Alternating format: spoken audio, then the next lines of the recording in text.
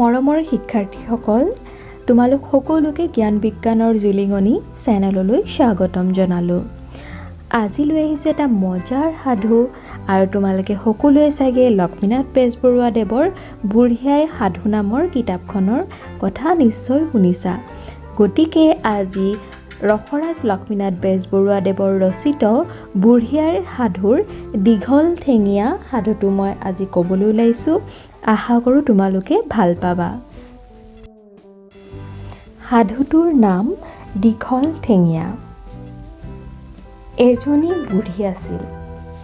তাই এজাক গৰু ৰাখি গাখীৰ বেচি কোনোমতে টুক টুক টাক টাককৈ খাই আছিল।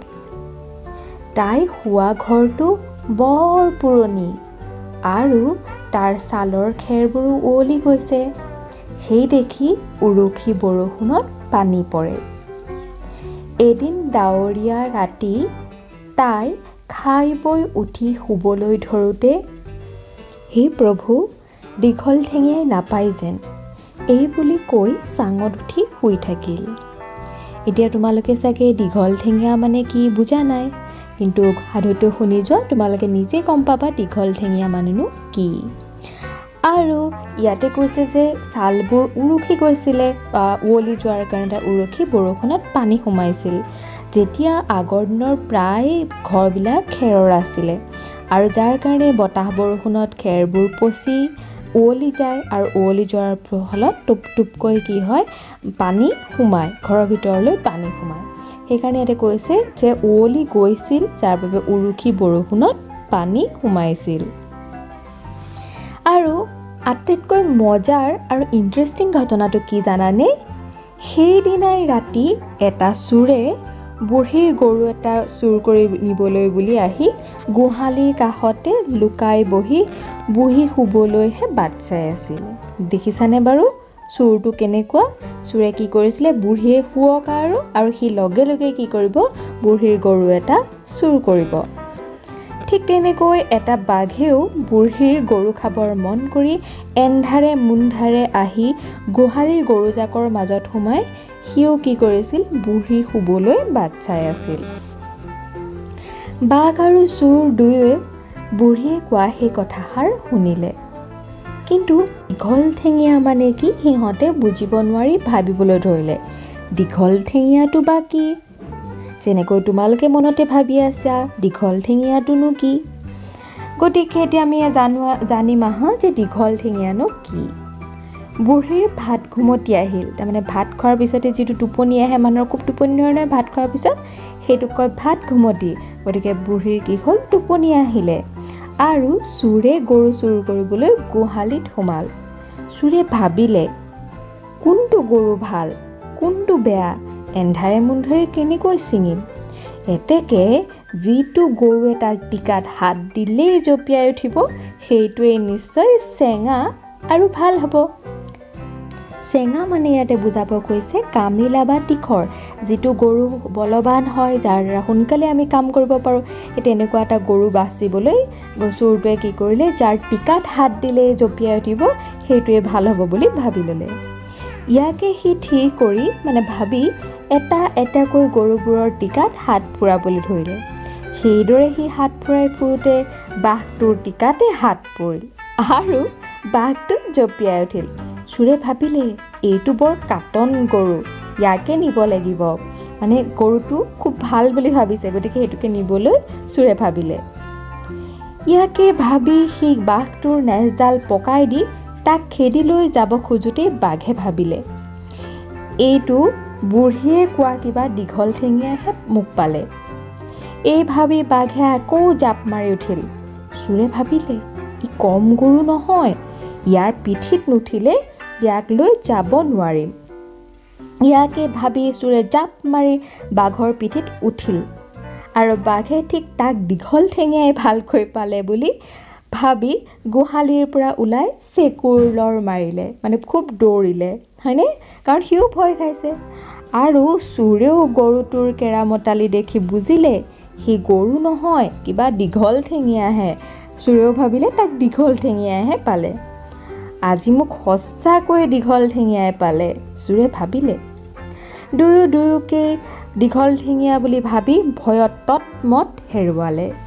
চোৰক পিঠিত লৈ বাঘে ঢাপলি মেলি হাবিত সোমাবলৈ ধৰোঁতে চোৰে মৰু জিউকৈ বাঘৰ গলধনটো মুটুকাই ধৰিলে। একদম ডিঙিতে ভালকৈ ধৰি লৈছে, কাৰণ পৰিব নহয়, হয় নহয়? কিন্তু তেতিয়া বাঘে ভাবিলে, ই দীঘল ঠেঙীয়া নহয়, ঘাৰ মুকুটোৱাহে। ডিঙি মুটুকাইছে যে, সেইকাৰণে তেনেকৈ ভাবিছে। বাঘে ভয়ত আৰু বেগেৰে লৰ দিব ধৰিলে। চোৰে বাঘক ঘাৰ মুটুকায়ো ধৰিব নোৱাৰি শেষত বাঘৰ নেগুৰত হাত পৰিল, কাৰণ বাঘটো ভিৰাই লৰি আছে। গতিকে চোৰে একদম ঠাৱনি নাপায় কি কৰিলে, এবাৰ বাঘৰ নেগুৰত খুব জোৰেৰে ধৰি দিলে। বাঘৰ লৰ এইবাৰ আৰু চৰিল। লৰৰ কোবত চোৰটো বাঘৰ পিঠিত আৰু ৰ'ব নোৱাৰি বাগৰি মাটিত পৰি গ'ল।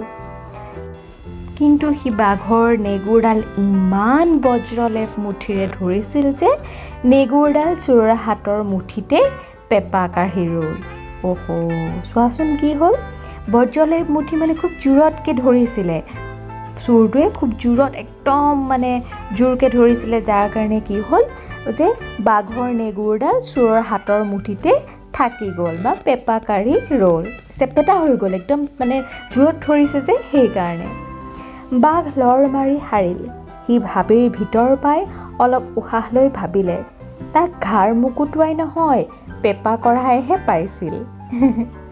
ইফালে চোৰে হাতত নেগুৰডাল পিটিকি চিটিকি চাই দেখিলে সেইডাল গৰুৰ নহয়, জন্তুৰ নেজো নহয়, আন বাঘৰহে নেজ।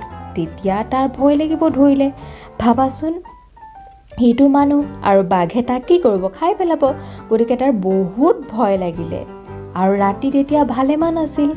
সেই দেখি সি ৰাতিটো বাকী দুখৰ কটাবলৈ ওচৰতে থকা আম গছ এজোপাত উঠিল। ইফালে বাঘে হাবিত সোমাই তাক পেপা কঢ়াই পোৱাৰ কথা তাৰ লগৰীয়া ভাই বন্ধুবিলাকক ক'লত সিহঁতে গুণি গাঁঠি থিৰ কৰিলে যে এইটো বৰ লাজৰ কথা, সিহঁত বনৰ ৰজা, এতেকে সিহঁতৰ লগৰীয়া ভাই ৰজা এজনক পেপা কঢ়াই এনে লঘু লাঞ্ছনা কৰিব, ই বৰ অসহনীয় কথা। ইয়াৰ প্ৰতিকাৰ নকৰিলে পেপা কঢ়াই পোৱা সেই বাঘটোৰ অকল নেগুৰডালহে গৈছে, কিন্তু সিহঁতৰ অপমানত নাক কাণ শুপাই যাব। আৰু তাৰ বাহিৰেও পেপা কঢ়া বুলি যদি কোনো জন্তু সিহঁততকৈ বলি হৈ ওলায়, তেন্তে সিহঁতে ৰজাৰ শাৰীৰ পৰা গৈ খৰি ভাৰী, পানী ভাৰীত আদিত পৰিবগৈ। আগৰ দিনত কি হৈছিলে জানানে? প্ৰজাবিলাকে ৰজাৰ ঘৰত কিছু কাম কৰি দিবলগীয়া হৈছিল।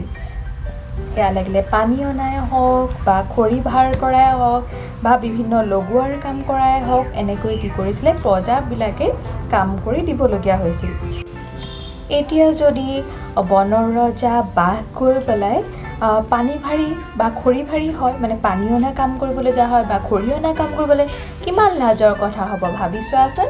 গতিকে সিহঁতেও তেনেকৈ সেই কথাটো আলোচনা কৰিলে। আৰু সেই দেখি সকলোবোৰ বাঘে লৰালৰিকৈ মেল পাতি ইয়াকে আলোচনা কৰিলে যে অলপো পলম নকৰি তেতিয়াই সিহঁতে পেপা কঢ়াৰ বিৰুদ্ধে যুদ্ধ যাত্ৰা কৰা উচিত। সিহঁতে এতিয়া কি কৰিব, যে পেপা কঢ়াৰ বিৰুদ্ধে যুদ্ধ কৰিব। দুকুৰিমান বাঘে পেপা কঢ়াক বিচাৰি চলাথ লগালে, কিন্তু ক'তো সিহঁতে পেপা কঢ়াক নেদেখিলে। শেহত এটা বাঘৰ চকু সেই আমজোপাৰ আগত পৰিল। আমজোপাত মানে কি হৈ আছিলে, এই চোৰটো উঠি আছিলে, সি পেপা কঢ়া তাতে বহি থকা দেখিলে। সেইটো পেপা কঢ়া বুলি আঙুলিয়াই দেখালত আটাইবোৰ বাঘে একেবাৰে হাউৰি মাৰি উঠিল।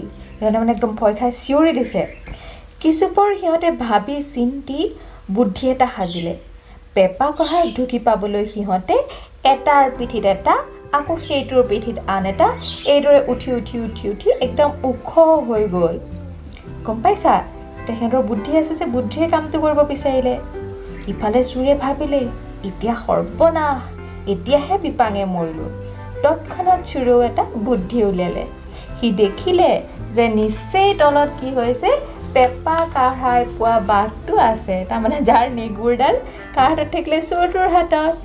গতিকে সি কি কৰিলে চোৱা, সেই নেগুৰ খৰা বাঘটোক চোৰটোৱে গলগলীয়া মাতেৰে মাত লগালে, খৰা চাবি চাবি চাবি। ইফালে খৰা বাঘটো মানে নেজ নোহোৱা বাঘটোৱে ভাবিলে আকৌ পেপা কঢ়াই আনবোৰক এৰি মোকেহে ধৰিলে। ইয়াকে ভাবি সি চুটি বিচুটি বুদ্ধি হেৰুৱাই হাবিৰ ফালে লৰ দিলে। আৰু সি তেনে কৰিলত তাৰ পিঠিত এটা এটাকৈ উঠি ওখ হোৱা আটাইবোৰ বাঘ থল থলকৈ মাটিত সৰি পৰিল। আৰু সিহঁতেও ভাবিলে আমাক পেপা কঢ়াই পালে বুলি বৰকৈ ভয় খাই তৰা নৰা ছিঙি হাবিত পলাই গুচি গ'ল। চোৰে ৰাতিটো তাতে থাকি পুৱাতে গছৰ পৰা নামি তাৰ ঘৰলৈ গুচি আহিল আৰু তেতিয়াৰ পৰা সি চোৰ নকৰোঁ বুলি শপত খালে। গতিকে এইটো আছিল দীঘল ঠেঙীয়া সাধু। এতিয়া মই কওঁ শুনা, দীঘল ঠেঙীয়া মানে আচলতে কি জানানে? বৰষুণ। আচলতে এই আইতাজনীয়ে বুঢ়ী যিগৰাকী মহিলা আছিলে তাই ভগৱানক প্ৰাৰ্থনা কৰিছিল, কাৰণ কিয়নো বৰষুণ যাতে আজি নাহে বুলি প্ৰাৰ্থনা কৰিছিল। হে প্ৰভু, কি বুলি কৈছিলে? হে প্ৰভু, আজি দীঘল ঠেঙীয়া নাপায় যেন। দীঘল ঠেঙীয়া মানে বৰষুণে, যদি বৰষুণ আহে তেওঁ উৰুখা পজাত পানী সোমাব নোসোমায়। গতিকে সেইকাৰণে তেওঁ তেনেকৈ ভগৱানক প্ৰাৰ্থনা কৰিছিল যাতে সেই ৰাতি বৰষুণ নিদিয়ে। গতিকে আশা কৰোঁ তোমালোকে সাধুটো বুজি পাইছা, আৰু যদিহে এনেকুৱা সাধু কথা শুনি ভাল পোৱা তেন্তে মোক নিশ্চয় জনাবা। আজিলৈ আহিছোঁ, ধন্যবাদ।